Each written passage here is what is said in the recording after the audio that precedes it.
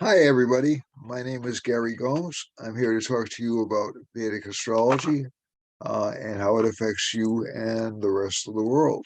Okay.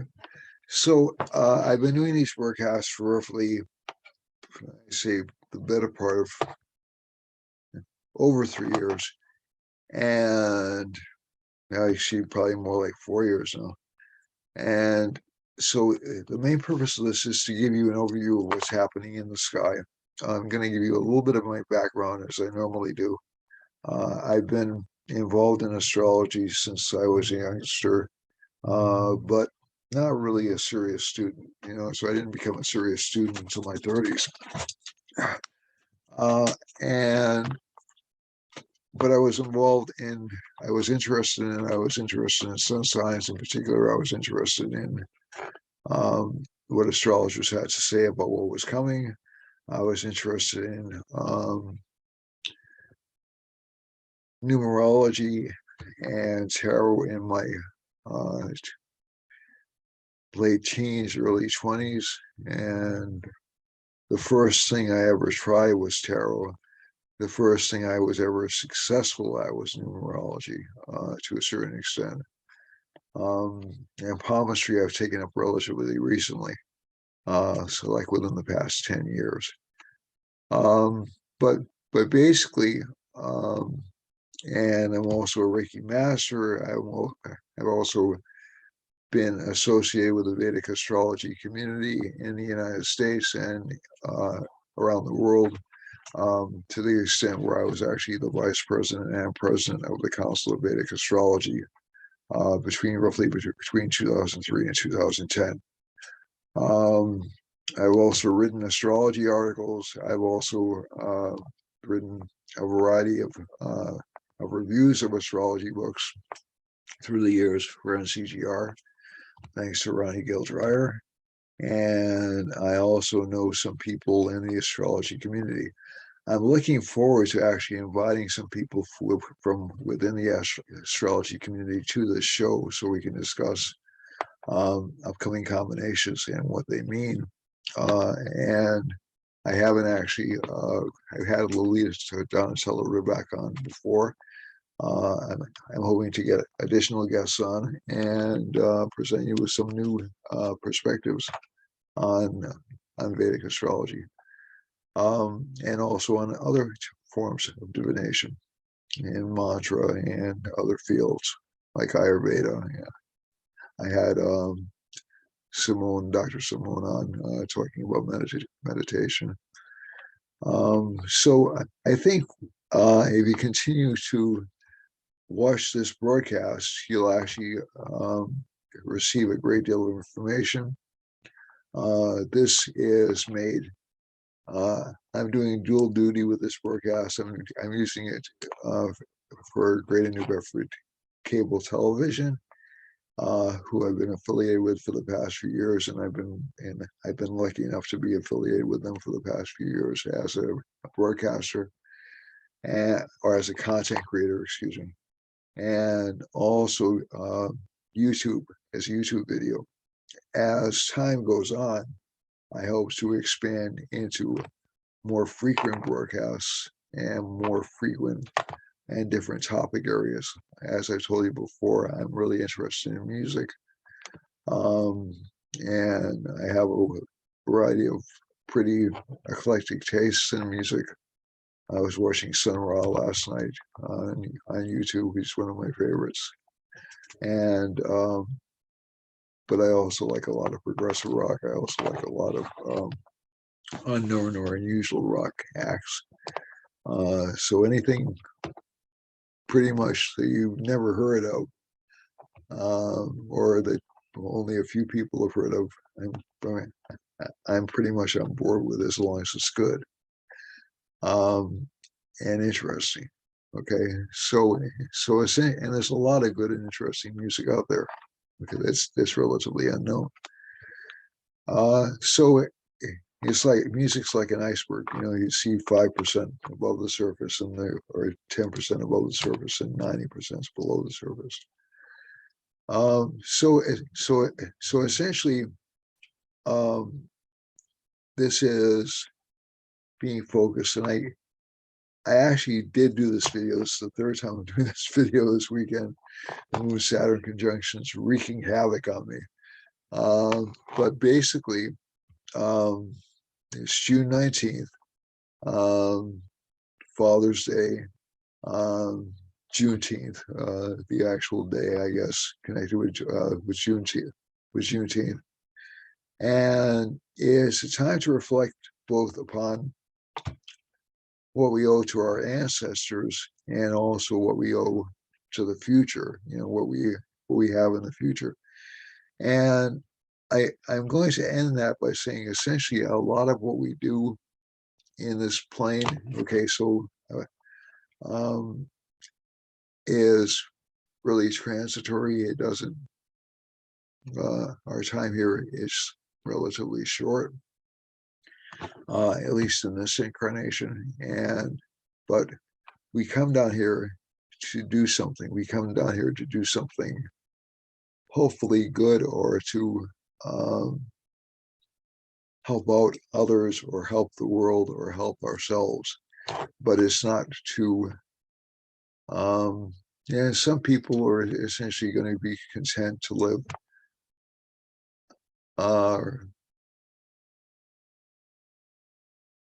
relatively sedate lives and be happy in that, and that's fine.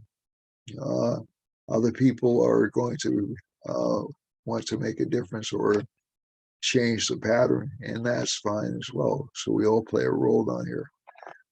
The idea that the world is permanent, that essentially our concerns are the only concerns that exist in the world, is pretty much illusion. Essentially we manifest into these forms basically as a way of working out desires that we haven't fulfilled in previous lifetimes, or maybe debts we haven't fulfilled in previous lifetimes.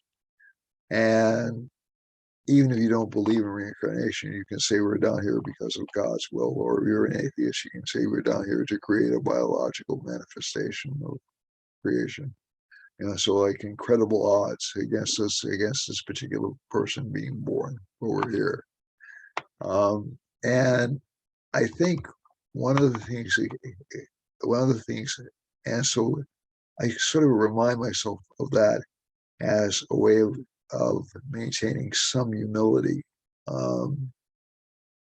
in the light of creation or the creator, just because, and that was an album title, by the way.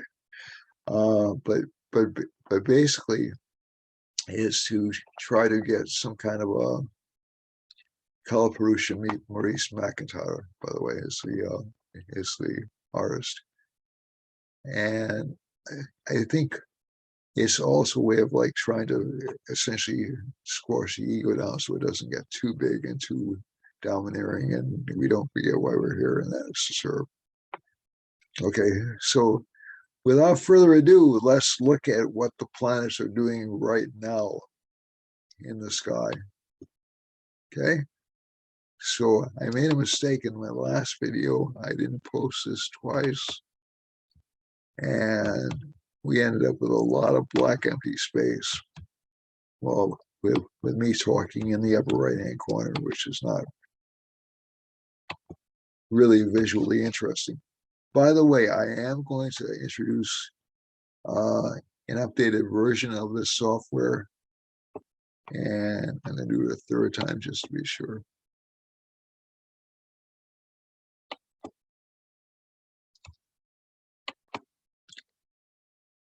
Share it. So that should give us active space. And I like the way I'm like an old TV screen in the middle of the chart. It looks kind of slick. All right, so this is the chart we have for today, for this present moment. And essentially, we have a Virgo rising. The rising sign is in Uttara Phalguni Nakshatra, which is connected to the gifts that our ancestors leave us. So Leo is the throne of the chart, and So these are the two royal signs in the chart, the two leaders of the chart, ruled by the sun and the moon. And this is Mercury, which is the prince. So so the lunar mansion that starts the zodiac is Maga, which is the ancestors. Those are the people who left things for us. Purva Palguni is the next nakshatra, which has to do with the wealth we accumulate or that we're born into in this particular lifetime. And Uttara Falguni is the wealth, basically the wealth that we leave behind, either charitably or as a legacy to give to other people. We're in Virgo rising, which has to do with the prince, the inheritor. Okay, it's a sign connected with the prince or the princesses of the zodiac. That's Gemini and Virgo. And this is, so Gemini is the more social prince, the one who likes to hang out with the people, likes to be seen, likes to be, and Virgo is the one that takes responsibility for things, starts analyzing things, starts saying, what does this legacy really mean? And how do I interpret it? So this is one of the reasons why this is considered one of the signs connected with astrologers. Gemini is also an astrologer as well. There are a lot of signs that can be astrologers or they can predict the future, but Virgo is going to be the one that's going to be more critical and more questioning. So essentially, and Gemini will be more social. So Virgo over here, so it's about cleaning up, it's about perfecting, about refining things, okay? So the Lord of Virgo in this chart is Mercury, and Mercury's in the 9th house, so that's pretty good. And it's with Venus, his good friend, who's the domestic advisor in the chart.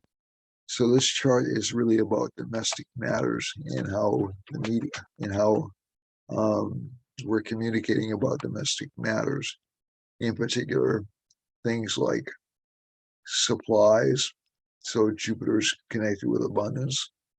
Mars, how wars affect that, and also Saturn has been affecting Venus over the past couple of months. Venus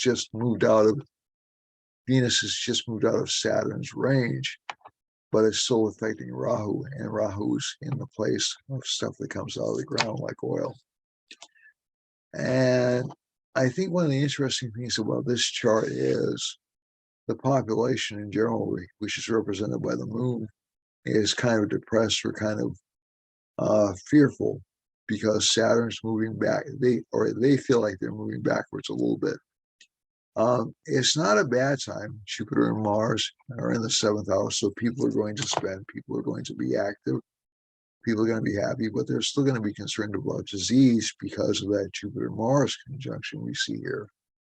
And that's always struck as being particularly interesting because when I went back and analyzed the spread of diseases, usually in astrology, we take it as being K2 is responsible for epidemics, or Saturn is responsible for famine and things like that, or for suffering.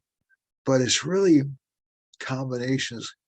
It was remarkable how many times I saw a combination of a disease being spread by Jupiter and Mars. And that makes sense because Mars is a planet connected with, so Saturn's connected with death and dying and discomfort, but Mars is connected with rapid onset, rapid spread, okay? And Jupiter is essentially connected with doctors, medicine, lawyers, professional occupations. And so is Venus. But Venus actually provides cures, or is connected with allopathic medicine. Jupiter's connected with essentially behavioral patterns. We're trying to adjust behavioral patterns. So Mars is with optimistic Jupiter. Our behavior patterns will tend to be expansive. They'll tend to be, we'll be moving all over the place. So like I said, it's interesting because K2 may be the originator of a disease or a catastrophe, but Jupiter and Mars seem to be the spreaders. That's what I've seen, at least from my limited observation. And they're still in Pisces, so we still have a fear about diseases spreading. Mars will move out of this sign in about 3 weeks and into Aries, and that'll cause a panic about illness. Mars will finally move out of Aries in October, like fully out of Aries in October. And I think you'll see that that'll be essentially when COVID and even the monkeypox issue tends to be resolved. Saturn aspecting Rahu. Rahu is the eighth house. It's the eighth house of unearned income, and that's connected with the stock market. Okay, so essentially, and it doesn't mean people who work in these jobs don't work, but it's essentially recurring income. And Rahu in the eighth house has been kind of disappointing for unearned income, right? So basically, from this particular chart pattern, I'm gonna stop it and start it again because I've been burned a couple of times.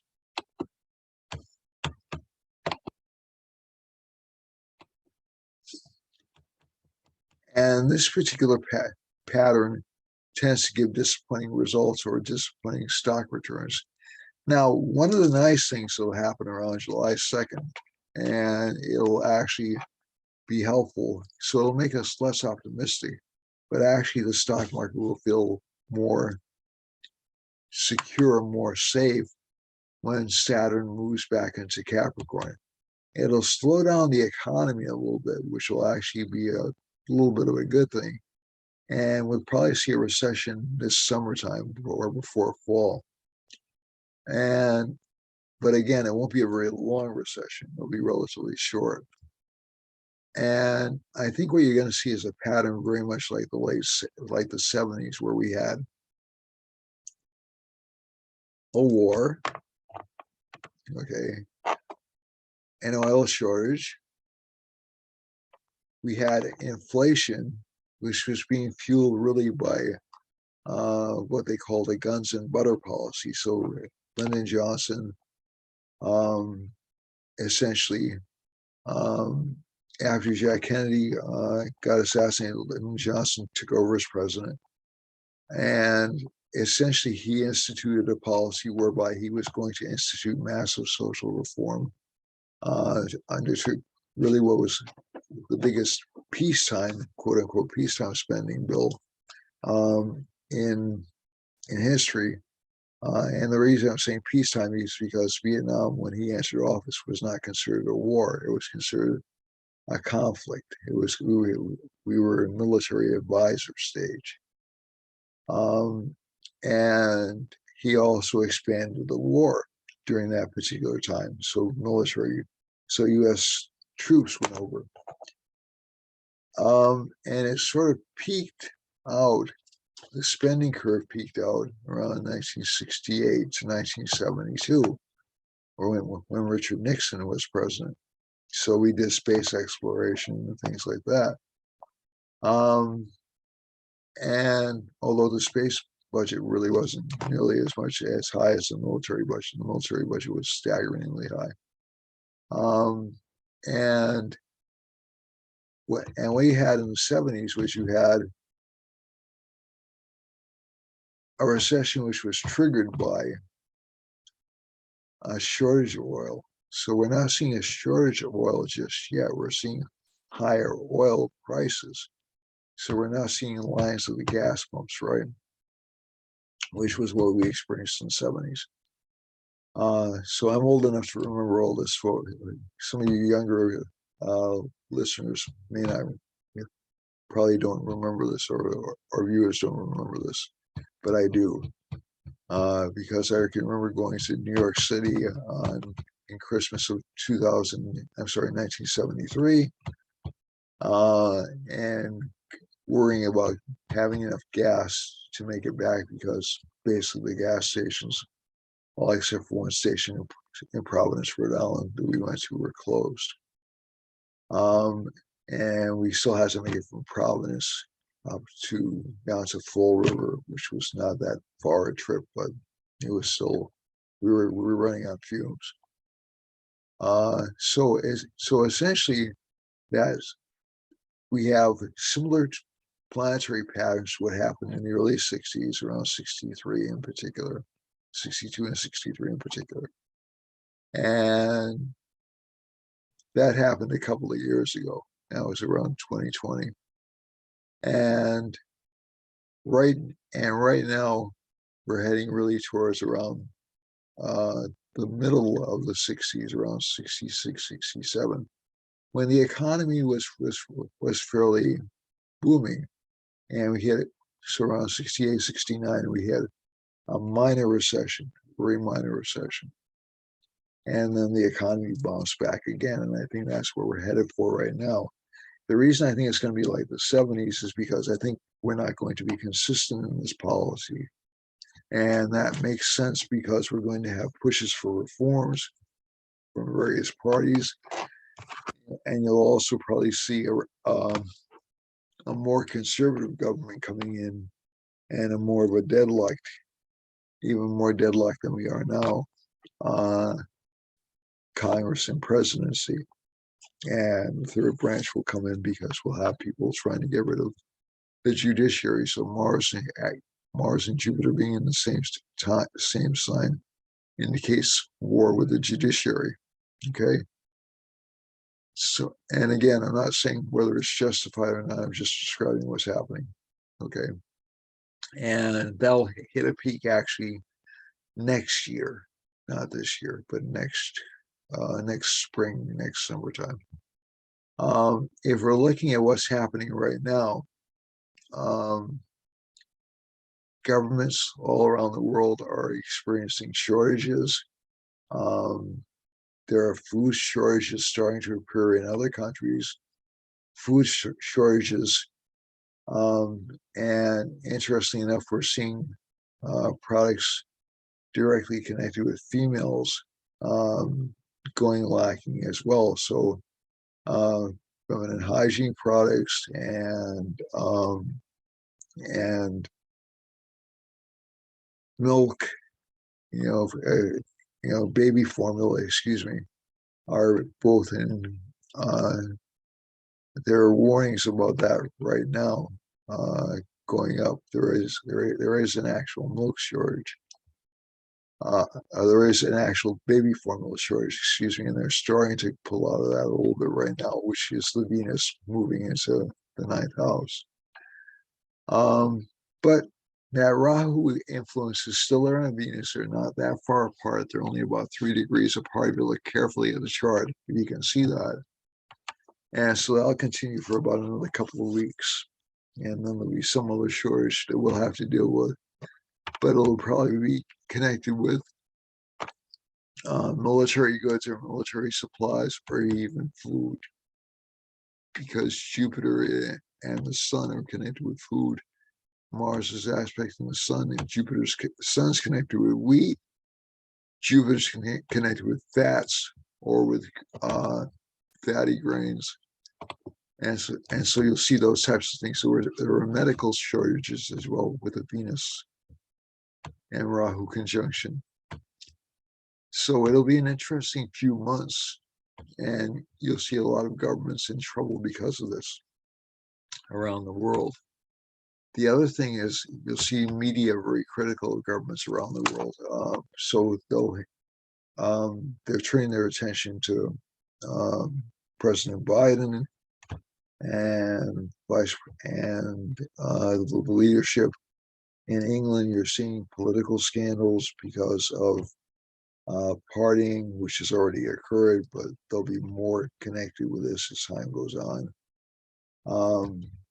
Putin is in trouble to a certain extent. Some of the European countries are in trouble to a certain extent. The European Union's in a bit of trouble as well because they're experiencing gas shortages. And we don't hear a lot about it in other parts of the world, but basically Africa has been experiencing food shortages, South America, food shortages and medical supply shortages. And it's even extended to Australia and um, and certain aspects of Japan and New Zealand. So I think it's pretty much a universal issue. So if you want to look at world war in terms of world economic war, that's happening. But in terms of physical conflict, I don't think that is going to happen. You will see some movement towards negotiation now that Venus is away from Rahu, but there'll be stubbornness on everybody's part, really, until Venus move and Mercury move into Gemini, because Gemini is a more flexible and changeable sign. But you will start to see a little bit of a decline in the rate of inflation. That's not really that tough to do, especially since we've been doing in April and May, we were doing about 8 or 9% inflation. And also, so this is one of the areas in which we can see how economy drives the world versus, let's say, political beliefs, because if people don't have enough food or it starts to get costly, jobs are good. So Jupiter, at least in the United States, jobs are good. There are too few people available for too many jobs.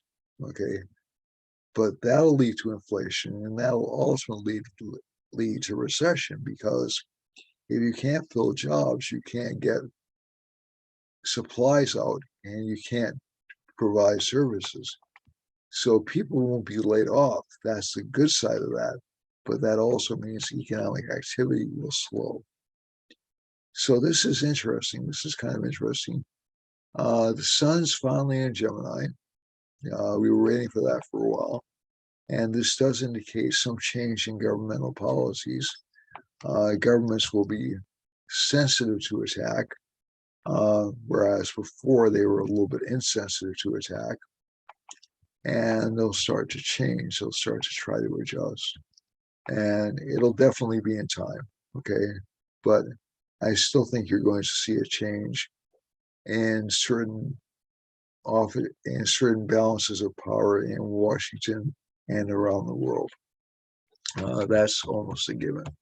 All right, so let's flip and look at the world map.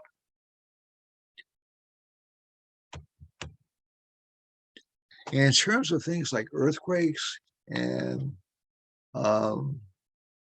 volcanoes and things like that, there are certain combinations. So the Jupiter-Mars combination can encourage things like volcanoes and earthquakes just as easily as malefic planets can. And Rahu in Aries can also do that. Ketu in Libra can also do that, but they're not as sensitive as so when Saturn starts hitting Mars, which will happen over the next couple of weeks, there'll be more of a sign to look for earthquakes and things like that. Okay. All right. So let's see now. All right. So let me put myself over here. So I'll be kind of out. I'll be in the middle of the Pacific Ocean. And so you can see a Saturn line going over our friends in Hawaii, and also a Mercury line. So there'll be news about inflation and economic hardship in Hawaii, maybe a decline in tourism over the next couple of weeks. Moon and Sun are intersecting in. And by the way, expect this week to be bumpy because the moon's going to pass over Jupiter and Mars next, which will make people get a lot of energy around Tuesday. It'll go over So that's between Tuesday and Thursday. Thursday to Friday, it'll go over Rahu, and that'll make people panicky. And around Saturday and Sunday, it'll go over Mercury and Venus, and that'll make people more optimistic. It's a good time for like clearing up old obligations or old debts over the next week, by the way, if you can manage to do that, because the next cycle will start in around the end of the month. The next waxing moon cycle will start around the end of the month, and it will be a good time to actually start to expand, start new projects, and things like that. I'm going to be starting my book again around early July. So the book is coming. It's, you know, this I promise. I'll be adding to my book. The book is actually half written. So essentially, we have a Jupiter line coming over this part, and this will increase fears of outbreak of disease in California, Washington, and Oregon.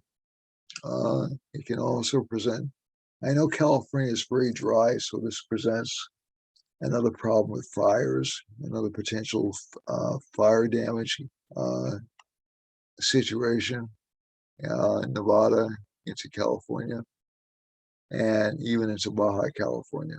So just be look for those kinds of details over the next week or so.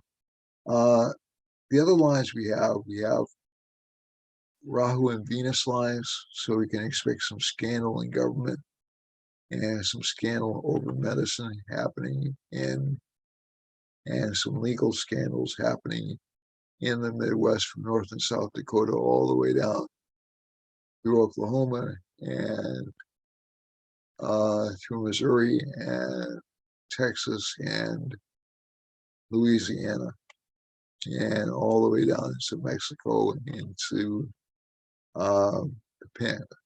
down towards Panama and Nicaragua and El Salvador, and even into as far south as Chile, Peru, Argentina. Okay, so this is interesting because I think this will have something to do with cryptocurrency, because crypto is crashing right now. The other thing is there's a Mercury line heading right through Michigan into Ohio and down into North and South Carolina and down into Cuba, where it's intersecting a Saturn line. I'm sorry, this is Haiti and the Dominican Republic and northern South America, Colombia, all the way down to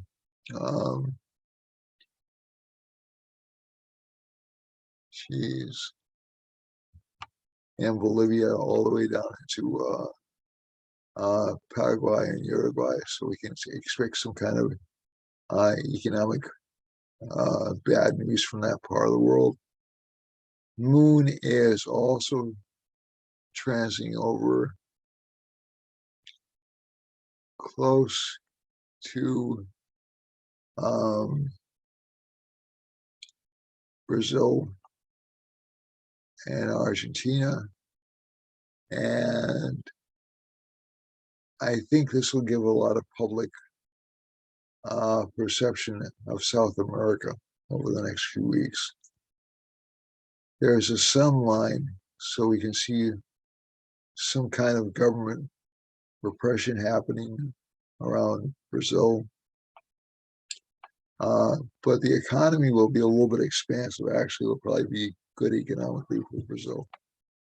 Mars is passing close to Iceland, Azores, and I believe it's the Madeiras, or the Canaries. I'm sorry, the Canaries. And I think one of the things you're going to see is a potential for volcanoes or earthquakes in these regions. Hope I'm wrong, because a lot of my family comes from that part of the world, but that's a possibility. There is a Saturn line running through England and Wales and Scotland and Ireland, okay, and also through France. So we're looking for some economic decline in that part of the world, also through Morocco and into Chad and into South America. Sorry, South Africa, all the way down, all the way down into South Africa. Excuse me. Um, and also some lack of food supplies in these countries down here, and lack of medicines on the west coast of Africa. A lot of communication coming out of Germany, Greece, Egypt, Algeria, and down to Central Africa, down to South Africa. So this isn't necessarily a bad combination. It's just, but there'll be some government scandals or some monetary issues coming out of those regions. And Turkey doesn't seem to be affected, although Turkey does seem to be close to engagement with Syria again. And the sun line, so it's not only affecting the Ukraine, the sun line isn't only affecting the Ukraine. The Sun-Jupiter line isn't only affecting Ukraine, it's also affecting Saudi Arabia and Iran and Syria. So what you're seeing basically from this kind of a combination is a certain degree of doctrinal patriotism or fanaticism coming about. So those parcels, so Sun-Jupiter combinations are generally considered benevolent, but given the history of that part of the world, and as a matter of fact, they're really not benevolent in the United States, because then we get certain fundamentalist ethics or certain super patriots going off and causing trouble. And Jupiter and Mars right here looks like a trouble spot over ideology, okay, roughly between Russia, Afghanistan, and Pakistan. And there's a Mars line just brushing into India. So there may be a border conflict between Pakistan and India. I certainly hope not. And maybe some revolts in the streets in Russia again. There's not a lot of activity here, but as we get over towards China and Vietnam and Cambodia and Laos, it looks like there's a lot of activity. Also in Malaysia, and in Indonesia and Borneo and Philippines. So Philippines and Borneo will be in the news. So Indonesia. And this may have to do with commercial activities. And let's see now. Okay, and there's a Mercury line, so it looks like Taiwan will be in the news as well over here. So it's interesting, the two islands off the coast of China to have really strong planetary lines over them. And Rahu, so there's going to be panic in the south of China, also panic and some frustration with governmental policies in China as well. Maybe even some revolts among the people because we have the moon coming up through China right here. So this is the eastern portion of China and also Russia. And let's see now, and Saturn passing up over Vietnam and into central China. So there are likely food shortages and some dissatisfaction in China right now. The other thing is we have a Mercury line passing over Korea as well. So Korea is going to definitely be in the news. And as a matter of fact, it goes between North and South Korea, so there may be increasing tensions there. And but again, not a war. And Japan has a Jupiter line running through it, so there may be fear of fear of disease, and also let's see now 6. And I apologize, I probably screwed this country's name up, so my apologies, folks. But Japan over here, like I said, it'll be kind of an intense nationalism. They'll probably be on their toes. Probably something to do with Korea, with news about Korea. And Sun and Jupiter intersect, so there'll be some intense nationalism in Japan as well. New Guinea has a sun line running through it, so it means more oppressive government. And Australia, again, some drought, some difficulty with supplies, and people suffering in Western Australia, and even some anger or some violence in Eastern Australia. So whenever you see that Mars line, there's always a potential for violence. So we have Mars is over here.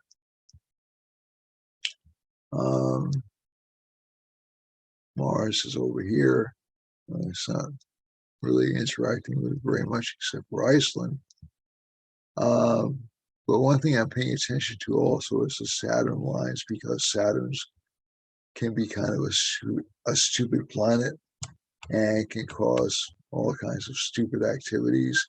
And Saturn will be aspecting Mars around July 2nd, so it's not really that far away from its aspect on Mars. And finally, let me just look back over this and see if there's anything else I'm concerned about. Yeah, I'm concerned about violence over here, roughly Afghanistan and Pakistan. All right, so let's go back to the other map.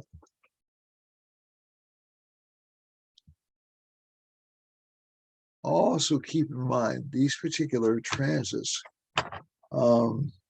as individuals, you can feed birds to make Saturn less damaging. You can give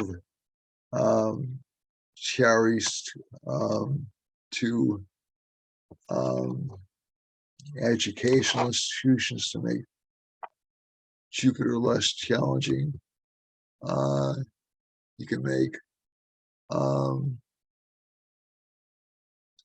let me just flip this chart.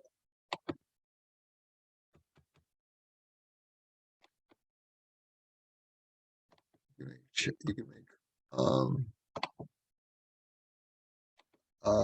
you can make contributions to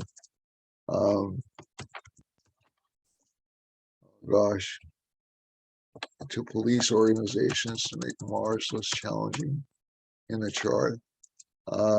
Can focus on, and there'll probably be a lot of technological innovation because Rahu is dominant for a while at least, especially in the United States. So while you'll see a large push for change, you'll also see a large push for exploration because of Rahu being where it is. And this in some ways corresponds with the new space companies we're seeing. And I think you'll see a lot of movement in that particular direction towards what I would call the privatization of space. So it looks interesting. And although I'm a big fan of governments undertaking large initiatives, I think that ultimately you'll see more resources, you'll see more progress made if private individuals get involved in things like space exploration, and you will if you just leave it with governments, because government policies won't be consistent. The private actors will be driven by profit, that's true, but the government will be driven by politics. So if public interest in these places dies off, in space exploration, for example, or underwater exploration dies off, it gets tough to maintain the funding, at least with things like space and underwater exploration. If the private sector gets interested, there'll be more rapid progress made, but there'll be more danger. So you'll have to have government. It's a balance. It's a balancing act. So you have to get government involved eventually. But the last time the United States was in a Rahu cycle, which it is right now, there was a lot of social reform, and although some of it didn't get passed until World War I started, which was in a Jupiter cycle, but a lot of the unrest started during a Rahu cycle, and so I think you'll start to see more social change, both on the conservative and on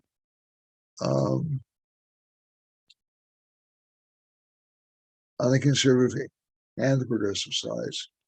And I actually think you'll see a merging of progressives and conservatives over the next few years. That may seem impossible right now, but mark my words, I think you're going to see it. The other thing is, let's look at your individual signs. So essentially, for Aries has the Lord of the first house is in the 12th house, so it's spending a lot of money. It's April 15th to May 15th, sun sign. It's spending a lot of money. He's spending a lot of money on career matters and on education, but it's actually gaining a lot of money to satisfy where it is, but it's actually gaining a lot of money financially, and actually it's showing a lot of bravery. Financial gains will come, but they'll come slowly, but you'll actually start to see an improvement in finances over the next month. For Taurus, and also in career life and fame, for Taurus, Venus and Mercury in the first house, so it's relatively good for relationship life. One of the few signs I would say it's good for relationships, and so they'll get gain from relationship partners because the Lord of the seventh is in the 11th house with Jupiter, and it'll actually show a great deal of force or drive over the next month or so. You'll have to watch out for diseases or for stretching yourself too thin. And finally, career-wise, it should do extremely well over the next week. For Gemini has Sun in the first house, and I'm just checking the time for you folks. Sun's in the first house. It has a lot of ambition in the sign. The Lord of the first house is in the 12th. It'll have to travel or do broadcasts to get recognition. I'll have to spend money to get recognition as well. But that'll shift a little bit next week when we have Vajra Yoga. We have 3 planets in their own signs, and we'll have 4 planets in their own signs within about 3 weeks, or 5 planets in their own signs within about 3 to 4 weeks.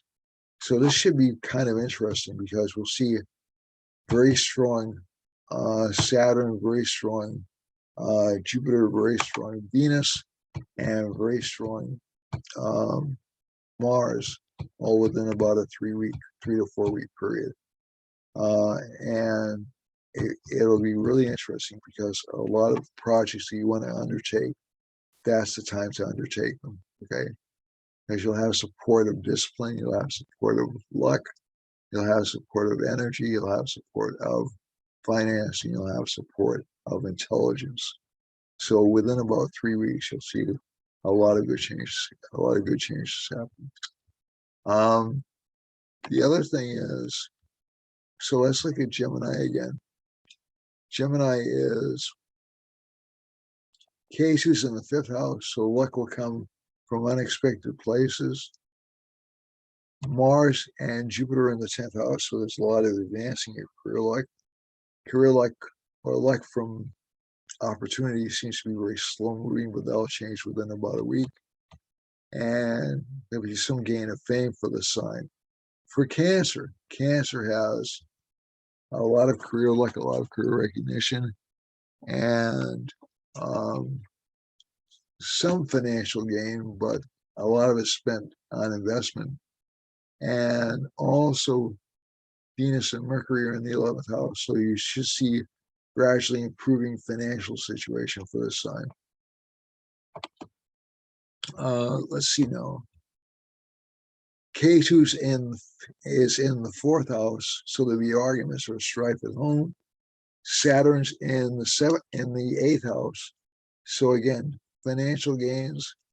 The sign will feel a little bit depressed. It'll feel like it's putting a lot of effort forward and not getting a lot of recognition, but it's slowly going to change. And Mars and Jupiter in the 9th house, very good for long-term luck. But the sign will become famous over the next few weeks. Let me just get that back into where it should be. My apologies.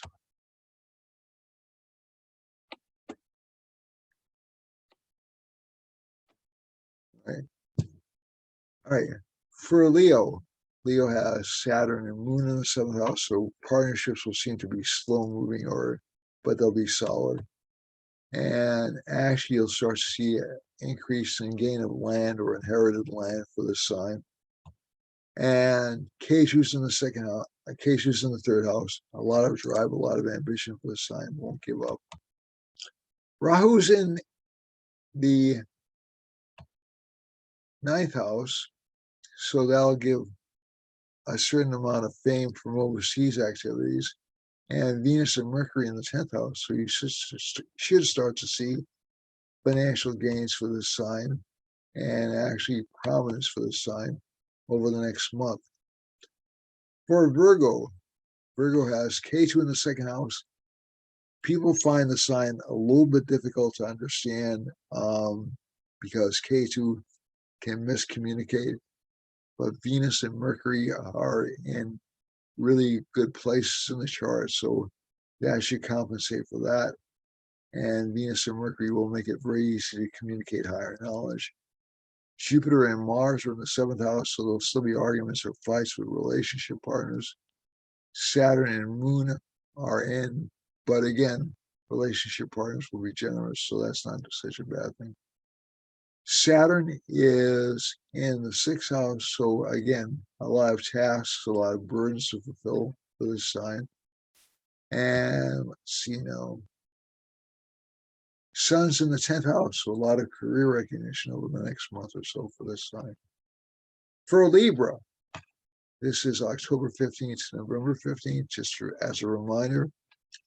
K2's in the 1st house, very strong intuitive ability, very strong willingness to listen to spiritual knowledge.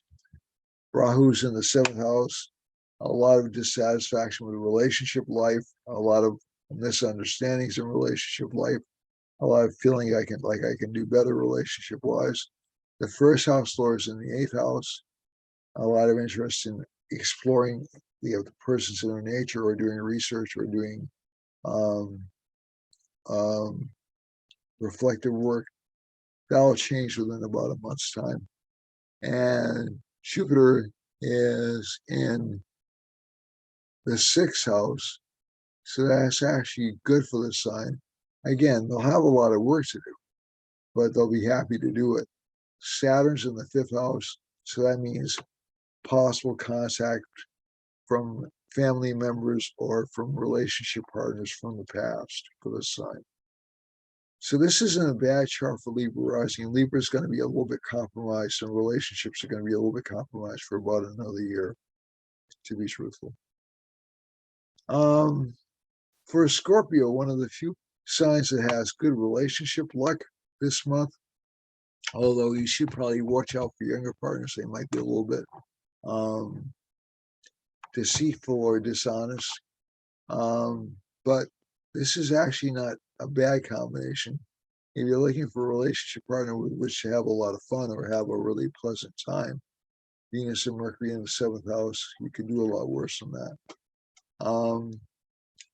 The other thing is, so these will be happy people you'll associate with. The sign will be happier overall. Sagittarius is the 2nd house. The Lord of the 2nd house sits in the 5th house with Mars, who's also a good planet for us. So you'll see a lot of potential gains of wealth and property for this sign. Venus in the 7th house, we already spoken about that. Sun's in the 8th house, so confidence levels may be low, or career focus may not be the strongest thing right now. For Capricorn has Moon and Saturn in the 2nd house. Moon-Saturn combinations generally tend to bring recognition, and this is true of both Aquarius and Capricorn, suns, rising signs, or moons. And Jupiter and Mars are in the 3rd house, and this will actually give the Saturn-Moon conjunction will actually give extra money to Capricorn. Jupiter and Mars are in the 3rd house, and that gives a lot of ambition, a lot of desire to tell people what to do. Rahu's in the 3rd house, is in the 4th house, so some dissatisfaction with home or property. Venus and Mercury in the 5th house, good for love affairs or romantic involvements. And Ketu's in the 8th house, or Ketu's in the 9th house, is in the 10th house. So some lack of career recognition, but again, it doesn't matter because the money will be coming in. For Aquarius has Moon and Saturn in the 1st house, so this sign will attain a certain amount of notoriety or publicity or fame. And Jupiter and Mars are in the 2nd house. There'll be fights at home over relationship matters, but also good gain of income through career. Career will flourish because of this conjunction. Rahu's in the 3rd house. The sign isn't afraid of anything at once. It's going to go after what it wants, and it'll get what it wants. Venus is in a Malavya Yoga in the 4th house, so it adds to status. It adds to luck. It adds to luck through communications. Mercury's in the same sign with it, so that just underscores it. It makes it even stronger. Sun is in the 5th house, so that's good for relationship luck. So again, some people from past relationship matters or love affairs are possible for this sign. It's a little dangerous if you're married, but also relationship life, if you are married, relationship life will seem to be better.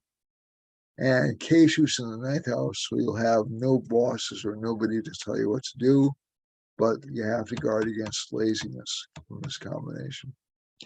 Finally, Pisces has a Malavya Yoga in the 1st house, very good. And Hamsa Yoga, my apologies, Hamsa Yoga, with Jupiter in the 1st house, so very good for accumulation of wealth and also status through work.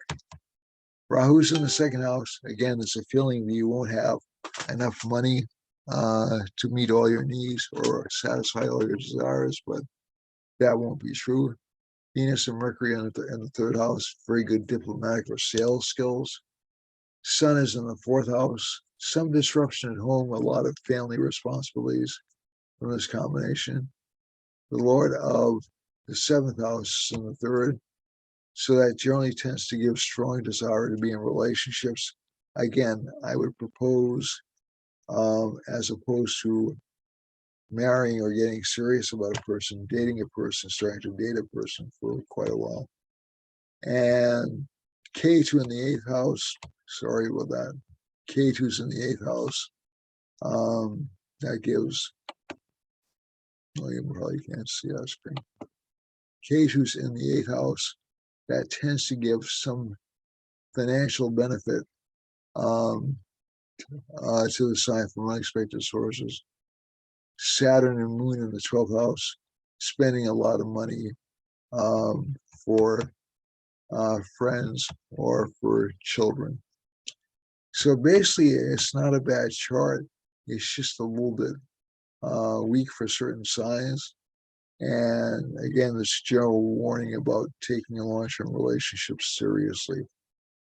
That's it for me for this week. I love you all.